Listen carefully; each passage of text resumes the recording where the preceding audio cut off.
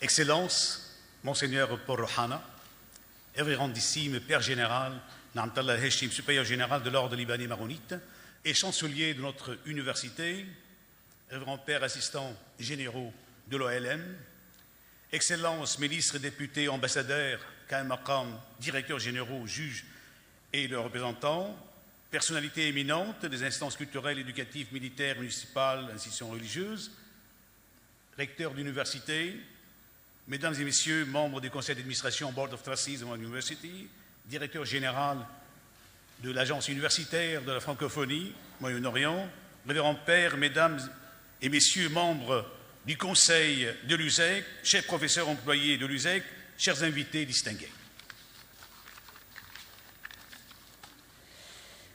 À la veille de la Pentecôte de notre université, la fête patronale de notre université, je me fais une immense joie d'adresser d'abord mes remerciements les plus chaleureux au chancelier de notre université, le révérendissime Père Général, Namtallah Heshim, pour les soins généreux dont il entoure notre prestigieuse institution. Lui, ancien brillant étudiant et non moins brillant enseignant à la faculté pontificale de théologie, sait bien comment doter notre université de toutes les ressources, aussi bien pédagogiques que technologiques, pour la faire avancer dans le mérite vers l'excellence. De même, force est d'avoir une pensée émue pour tous les recteurs, les anciens recteurs de l'USEC, qui se sont investis pleinement et avec beaucoup de compétences promotrices dans le développement durable de cette grande institution nationale. Là, il me sera notamment agréable de dire à mes deux très chers prédécesseurs, à présent au Conseil suprême de l'ordre libanais maronite, le révérend Père vicaire général professeur Kalamz et le révérend Père assistant professeur Hadi Mahfouz, ma profonde gratitude pour leur remarquable travail d'innovation et d'institutionnalisation qu'ils ont su si bien enclencher et mettre en place tout au long de leurs mandats respectifs. L'esprit qu'ils ont insufflé dans l'institution, les multiples grandes réalisations aussi bien académiques qu'administratives et les projets de construction qu'ils ont pilotés avec brio et enthousiasme continuent de donner à notre université une réelle énergie cinétique pour aller de l'avant dans la politique d'excellence.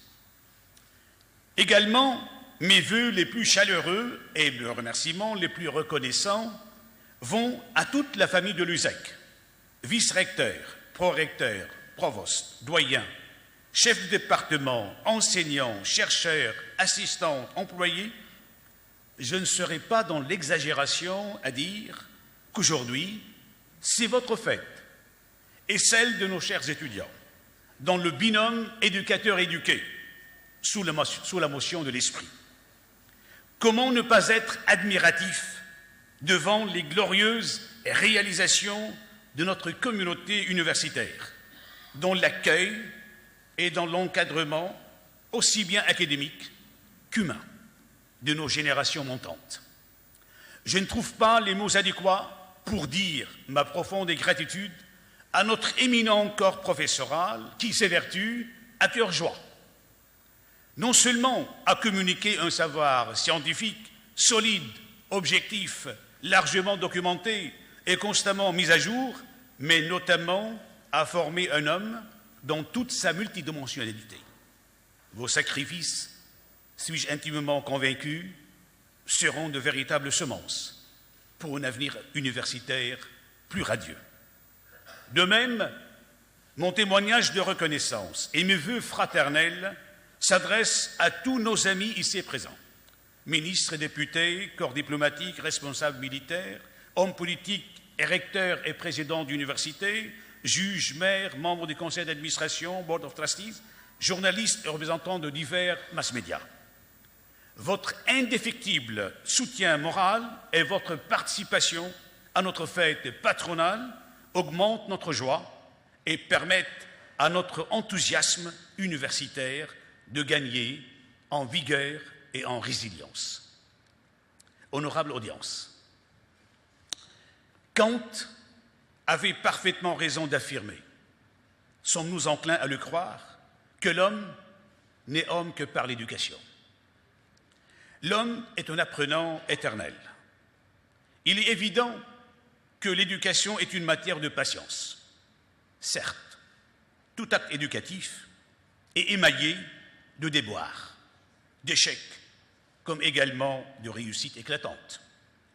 Dans cette optique, cependant, n'emboîtons pas le pas à Freud ni à Dolto, qui croyaient que, quelle soit l'éducation inculquée aux enfants ou aux jeunes, les éducateurs auront eu toujours tort dans leur approche.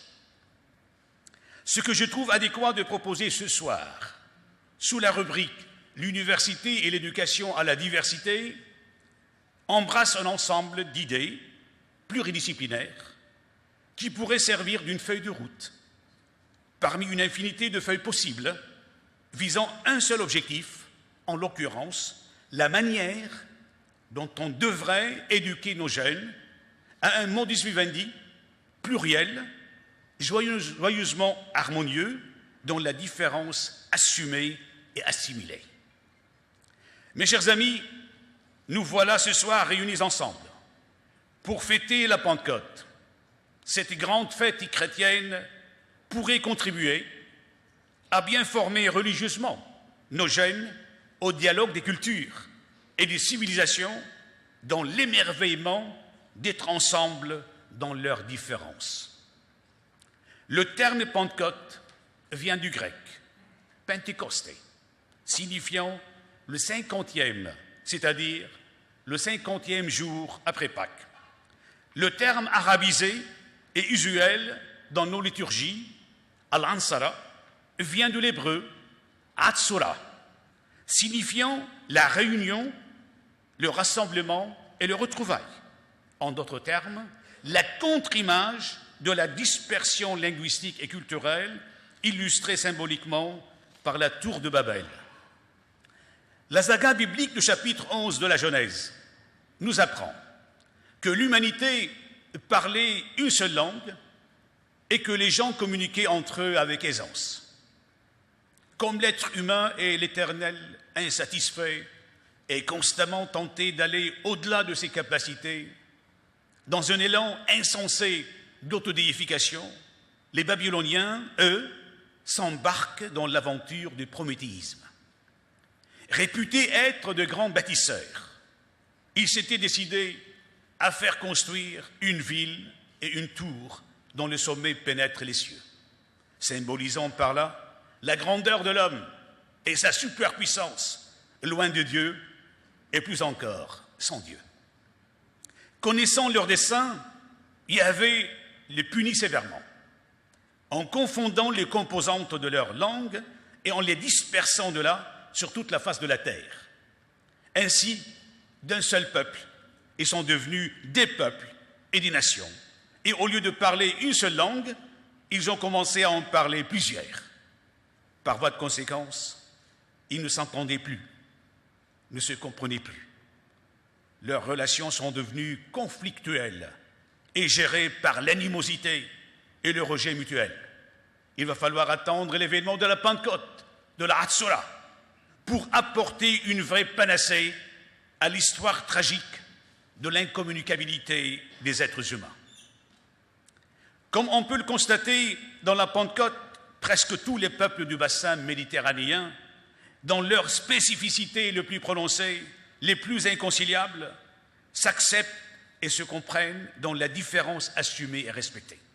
Selon cette nouvelle perspective, toutes les langues et les cultures se valent et par conséquent, aucune d'elles ne saurait prétendre être l'unique dépositaire d'une quelconque sacralité ni d'une quelconque vérité. Ainsi, grâce à l'Esprit de Dieu, qui rassemble harmonieusement les diversités, aucune culture, aucune langue, aucune civilisation n'a été marginalisée ni écartée. La sacralité linguistique et culturelle est entièrement étrangère à l'essence du message du Nouveau Testament. Toutes les productions de l'esprit de l'homme, où qu'il soit, qui qu'il soit, se valent du fait qu'elle révèle la vivacité de l'image de Dieu, reflétée partiellement par l'intelligence humaine. Avec le christianisme, l'altérité culturelle déserte le registre conflictuel de la déculturation et de l'uniformisation linguistique et entre dans la nouvelle ère du vrai dialogue des civilisations pour une approche plurielle de la réalité. C'est dans ce cadre que s'inscrit résolument l'étonnement joyeux des peuples méditerranéens rapporté par les Actes des Apôtres dans le passage suivant, je le cite, « Comment se fait-il que chacun de nous les entende dans son idiome maternel ? Parthes, Mèdes et Élamites, habitants de Mésopotamie, de Judée et de Cappadoce, du Pont et d'Asie, de Phrygie et de Pamphylie, d'Égypte et de cette partie de la Libye qui était proche de Cyrène, Romains en résidence, tant juifs que prosélytes, crétois et arabes, nous les entendons publier dans notre langue les merveilles de Dieu. » Fin de citation. À la Pentecôte, comme contribution majeure du christianisme au dialogue des cultures et à la gestion pacifique du pluralisme, s'ajoute également une autre composante non moins essentielle dans le message évangélique, celle de la Nouvelle Jérusalem. Tous les apôtres étaient amèrement déçus de Jérusalem terrestre. Cette ville, dont le signifié étymologique renvoie à la ville de la paix, n'a tout absurdement jamais vu aucun jour de paix. Ses frontières, jusqu'ici d'ailleurs, s'élargissent ou se rétrécissent selon la balance des forces engagées, aussi bien dans la défense que dans l'offensive. La Jérusalem terrestre est un espace de déchirement culturel, religieux et civilisationnel, tandis que la nouvelle Jérusalem, prêchée par le christianisme, toujours dans l'esprit de la Pentecôte, de la Hatzorah, repose principalement sur trois dimensions fondamentales. En premier lieu, elle n'est plus prisonnière de la sacralité de ses frontières géographiques.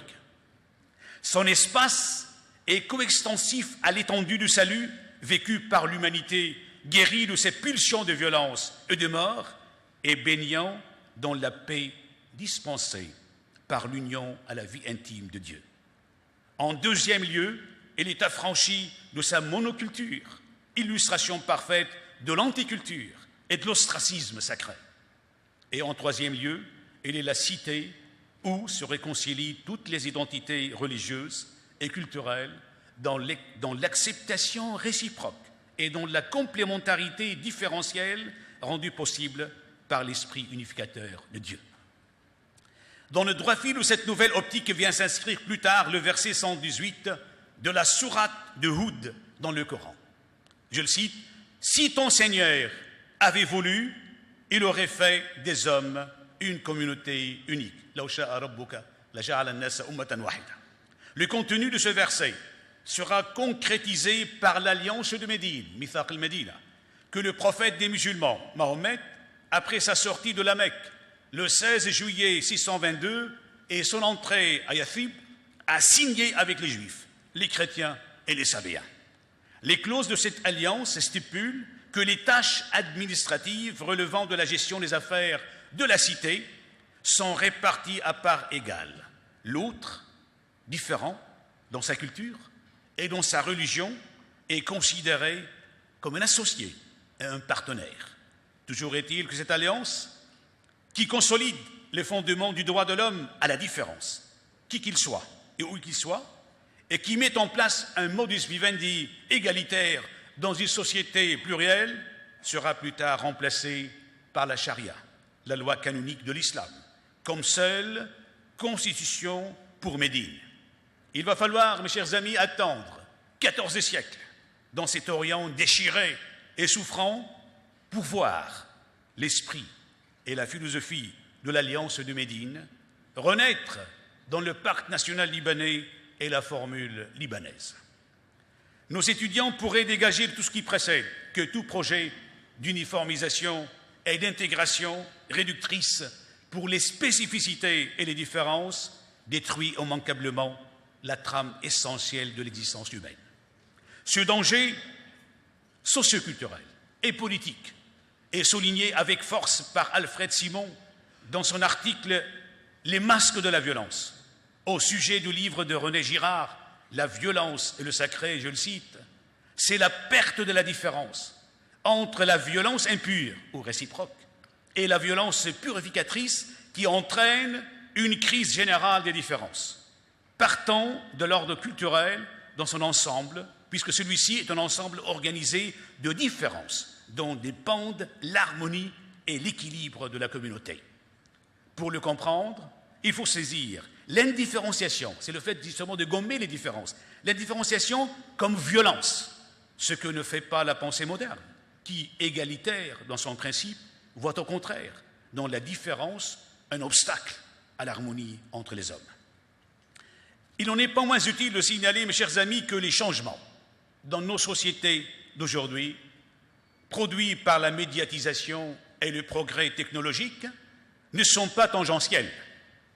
La miniaturisation et la condensation de notre monde mettent forcément en interaction tous les phénomènes humains, qu'ils soient religieux, culturels ou civilisationnels.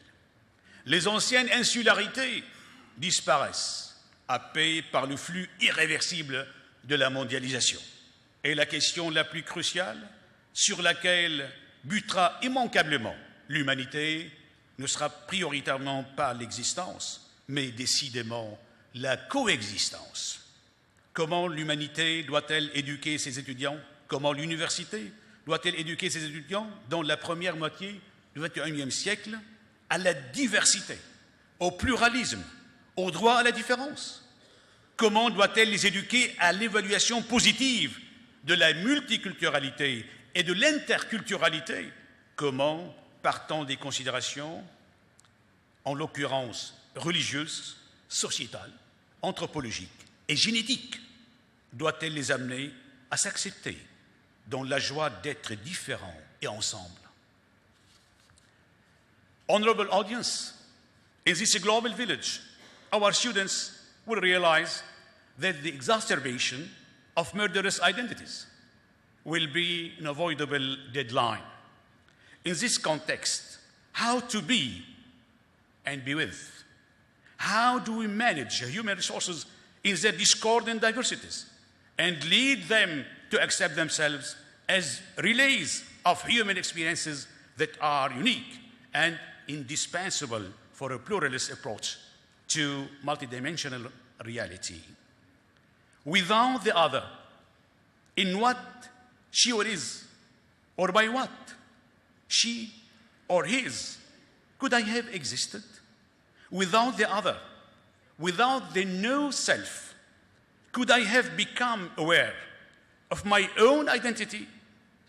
Besides, is not this non-self the foreigner at the very basis of my otherness in the indivisible whole of the body of mankind? When I seek to standardize or to marginalize or to eliminate this other, this dissimilar opposite, who constantly challenges me and positively shakes me in what I take for eternal evidences, would it not be a slow, unconscious self-destruction and consequently a lethal neutralization of the cognitive and exploratory faculties of human intelligence, including my own? This observation is fully integrated into what Charles Taylor calls the policy of difference. Taylor points out that before the late 18th century, no one thought that the differences between human beings had this kind of moral significance. There is a certain way of being human. That's my way. I am called upon to live my life in this way and not in imitation of anyone else's life. From the above, Taylor concludes what he finds fit to call the principle of originality. Each of us, comments Marie Guy in her book, The Citizen, is unique and has something to say that no other can say. In a democratic society, the government, recognizing the equality of everyone, must give all the same opportunities to develop their authentic life, self. This different analysis could lead our students to note that the first victim in these complex societal changes would be rootedness and consequently identity resilience. It's nonetheless evident that the basic belongings to the human being presenting themselves as the first foundation in the construction of identity are not the result of an act of will. Who would have chosen his father, his mother, his country, his language, his culture, and even originally his religion? The Germans are right to define the human being by design, the being there. Indeed, one is surprised to be placed in spatiotemporal coordinates, for the choice of which one has nothing to do. Perhaps one considers this kind of involuntary routing as a stifling constraint for the freedom of the individual. But what do you want? This is the only possible mode of existence for man. How can we have this chance to exist otherwise? This predefined ontological equation presents itself as an obligatory passage. It's from the anchoring in pre-existing existential data that, paradoxically, the human person is called to realize himself freely. Like the unconscious in the human being, in the first 3 years of his life, which is formed in a gradual and vectorial way, so does basic rooting. The unconscious developing independently of the person and gaining in depth in the obscure meanders of the first cognitive mechanism determines later our free and conscious behavior. Likewise, the involuntary basic belonging intensely colors all the harmonics of our later life at the very heart of the most frenzied transhumance. André Gide was right to raise this great problem of identity turbulence generated by modern society. However, it cannot be denied that all identity rootedness is as dynamic as it is multiple. André Gide was simultaneously Parisian, Austrasian, and normal. This is three cultural components, in my view, are not repulsive. They complement each other in the harmony of the opposites. And where André Gide went in the wanderings and nomadism which he had chosen, he carried with him involuntarily and unconsciously this triple basic affiliation. Whether we like it or not, we are necessarily the ontological resultant of a founding past, and apart from the latter, no future is conceivable. To illustrate this idea, I find it appropriate to make for our students this rapid parallel between the human being on the one hand and water on the other. It is evident from the outset that nothing is found in its pure state. In this world, which is ours, still less the human person. Humanity, as essence and as being, always takes shape in a pre-existing culture. Exactly like the molecule of water, which is essentially composed of two atoms of hydrogen and a simple atom of oxygen. These two basic chemical elements of water are isolated into the laboratory. And if one dares to taste pure water in the laboratory, one would puke one's guts out. What actually makes drinkable water are precisely the ingredients that carries with it from the soil where it springs. There are as many waters as there are springs. Biodiversity is the only way of being in nature. Everything that exists is rooted in its own soil. It's exactly the same thing that applies to the human person, wherever he or she is, and whoever he or she may be. His or her basic rooting would allow him or her to leave his or her cultural chrysalis, in the broad sense of the term, to open interactively with respect, recognition, and conviviality to the basic belongings of others in every nook and corner of this global village in which we now live at the pace of today's globalization. This intertwining of basic belongings reminds me of the famous fragment of Heraclitus of Ephesus, which Hegel used to establish his conception of the dialectic and power of the negative in the Victorian march of history towards happy positivity, where he says, the unlike is the joined together, and from differences results the most beautiful harmony. That being said, our students might well ask why we are so dedicated to defending the principle of assimilated and understood diversity. When we defend coherent pluralism, we defend wealth, freedom, and life. The most critical danger we face in today's globalization is indeed lethal and deadly standardization. The formatting of the spirits now produced by a kind of monoculture on an international scale inevitably destroy the momentum of life, innovation, and imagination. Uniformity, whatever it may be, cancels freedom for the simple reason that freedom can only be exercised in multiple choices.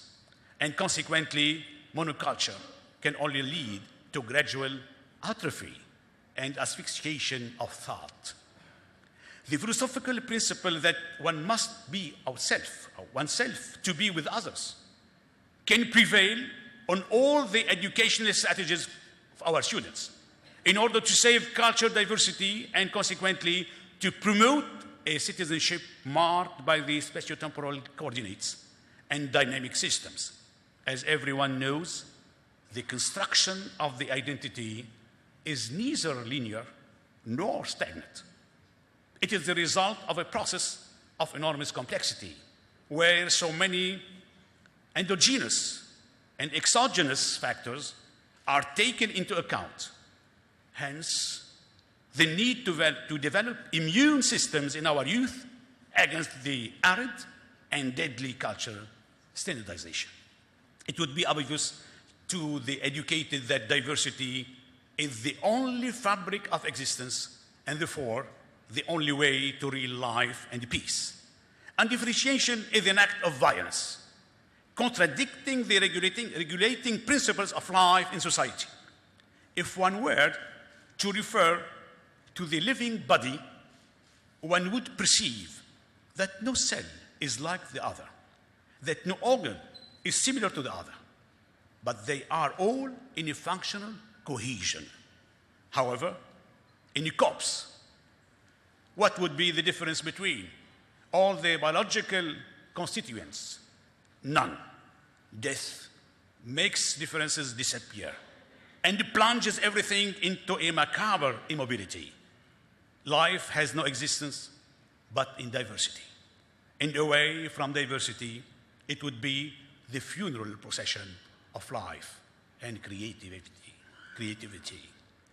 In the end, it would be beneficial for our youth to know that the current misfortune of most Arab countries are underlain by the aberrant idea that the strength and unity of the nation reside in fusion and societal uniformity, a way of thinking that would only banish any positive conceptualization of a pluralism that's advantageous and respectful of assimilated and harmonized differences in an architectonic whole. Here, it would be good for our students to return to ancient Greek history, where the Hellenes have developed two diametrically opposed formulas to manage their city. Sparta always sought the cohesion and the fusion of its people into one group, so it expelled all strangers, leaving only the pure Spartans in the city. It established an oligarchic military regime feared by all. On the other side, Athens illustrated an opposite image. It enjoyed a democratic regime thanks to the genius of Pericles, its doors being open to all lovers of knowledge and those in quest for the absolute. Its schools were diverse and free. During the Peloponnesian War, Sparta militarily won, and Athens, the cosmopolitan and democratic city, was defeated. Nevertheless, who still remembers the military glories of Sparta? Its blind racism and its hollow pride in maintaining the purity of its race and blood and the uniqueness of its religion. The sterile inheritance of Sparta was entrusted to the forgetfulness of history. On the other hand, Athens, militarily defeated, remained an inescapable pole of culture, philosophy, theology, science, literature, theater, and politics. Its immense contribution to the heritage of humanity made it a greater victor. If our students, on the other hand, read the current scientific publications on genetics, they will be shocked and stunned at the secrets of our human nature. The eminent researcher, essayist, and specialist in population genetics, Albert Jacquard, explains in his book, What's Heredity? Introduction to Biology, how genetic recipes are transmitted, while pointing out that parents' reflexes are deployed in an attempt to transmit to their child everything they possess in terms of genetic heritage and family memory. Still, genetics, Jacquard teaches us that it can only be an illusion. We pass on to those we generate half of the biological recipes we received at the time of our conception. Without what would our adventure add or omit? The only reasonable ambition is to contribute to the realization of a new whole, a new human being. Not only astonishing, but even more unexpected. Building on the different contributions of Christianity, philosophy, anthropology, and genetics, the university could be allowed to attest that the rejection of the dissimilar other and the consideration of the other as hell would not remain intractable. Similarly, the university, a breeding ground for rising generations, could be intimately convinced that the human world will necessarily pass beyond its failure and will be entirely reestablished in its function as an inescapable means of communication between men who are rational and inhabited by the same passion for happiness, to go together towards a city where humanity that has finally become dialogical and reconciled with itself in the harmony of opposites will eventually live the civilization of love and peace. Thanks a lot for listening.